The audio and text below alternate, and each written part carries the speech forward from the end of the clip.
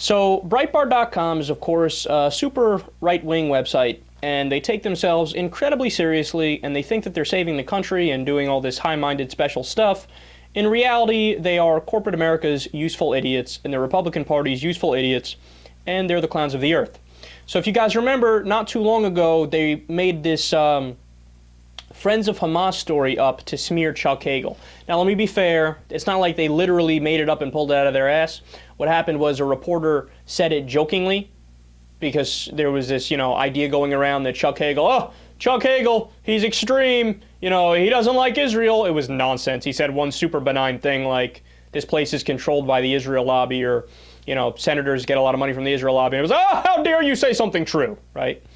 So a reporter was joking, said, who did you get money from? Friends of Hamas? And, of course, the response was Breitbart taking that and running it as if it's factual.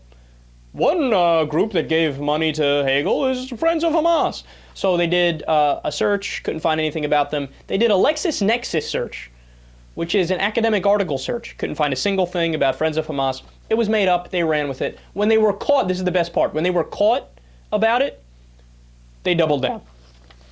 They said, this liberal media continues to smear us instead of talking about the facts, which is that Chuck Hagel might not be as pro-Israel as everybody else who wants to bury themselves up Israel's ass and smell their farts. No, it's awesome. They're a hilarious website. So now they've made an even funnier error. Now, I know you're probably thinking, how the fuck is that possible? It is. Let me explain. So they ran a story about Paul Krugman going bankrupt. Now, Paul Krugman is, of course, a famous economist and a liberal warrior. So when they ran the story, they're trying to portray the idea that, look at this guy here. He can't even maintain his own finances. Why should we trust him with the country's finances? Checkmate. Breitbart 1, Krugman 0. Right? Well, there's a little problem with the fact that they ran that story. Paul Krugman never went bankrupt. In fact, the story was originally from the Daily Current, and the Daily Current is a satirical news site that competes with The Onion. Breitbart fail is what that is. So here's my favorite part of the story. Last month, the Washington Post had picked up a phony Current story also. They fell for one also. And the story basically said that Sarah Palin was going to go work for Al Jazeera.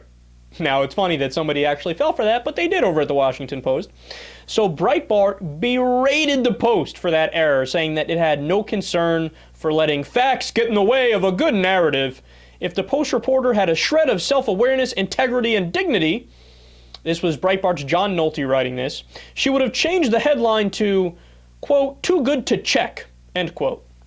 And under it posted an essay about how shallow, smug, bitterly angry partisanship can blind you to common sense.